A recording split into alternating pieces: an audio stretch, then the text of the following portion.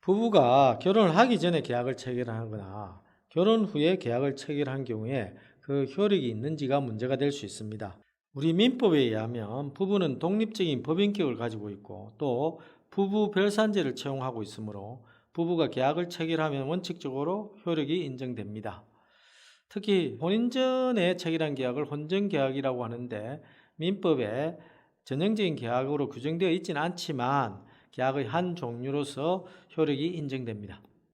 부부 간의 계약은 혼인 전 계약과 혼인 중 계약으로 나뉠 수가 있습니다. 그런데 이전에 민법 828조에서 부부 간의 혼인 중 계약을 취소할 수 있다라는 규정이 있었는데요. 현재는 828조가 삭제되면서 부부 간의 혼인 중 계약도 취소할 수 없도록 하고 혼인 전 계약이나 혼인 후 계약 모두 유효한 계약으로 인정이 되게 되었습니다. 관련해서 울산지방법원 판결을 설명을 드리고자 하는데요. 부부 사이에 폭행, 그리고 욕설, 인격모독 등을 하면 손해배상금을 1,000만 원을 지급하기로 하자라는 혼전 계약을 작성한 사례였습니다. 그래서 아마도 이제 그 계약 내용을 누군가가 지키지 않았겠죠. 그래서 그 소송이 제기가 됐는데 혼전 계약서 1,000만 원의 손해배상금 지급하기로 한다는 내용에 더불어 약속어음을 발행을 해놨는데요.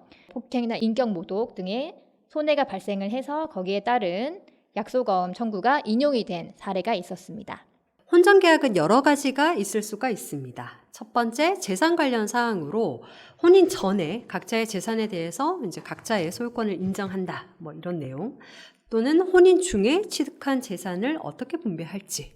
세 번째는 이혼을 하게 되면 재산 분할의 기준과 방법을 어떻게 할지. 이렇게 정할 수가 있고요.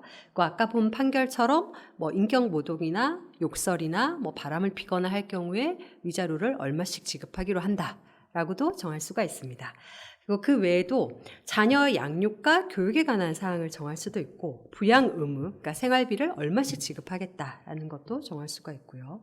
그리고 또 혼인 생활 중에 발생할 수 있는 분쟁 해결 방법, 예를 들어서 부부 상담을 받기로 한다라든지 이렇게 정할 수도 있습니다.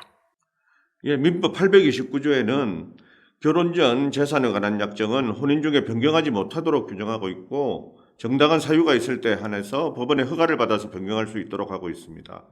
그리고 부부가 재산에 관해 따로 약정을 한 경우에는 혼인 성립하기 전에 등기를 하지 않으면 부부의 승계인이나 제3자에게 대항하지 못하도록 규정하고 있기 때문에 혼인 전에 재산에 관한 계약을 했다면 혼인신고 전에 반드시 등기를 해야 됩니다. 그 외에도 부부 사이에 혼전계약이든 혼인 후 계약이든 어떤 계약을 체결한 경우 계약 내용이 명확하지 않거나 아니면 바람을 피워도 이혼하지 않겠다는 등 선량한 풍속이나 기타 사회질서 강행법규를 위반한 경우나 그리고 혼인의 자유나 인격권을 과다하게 침해하는 경우 등은 계약으로서 효력이 인정되지 않습니다.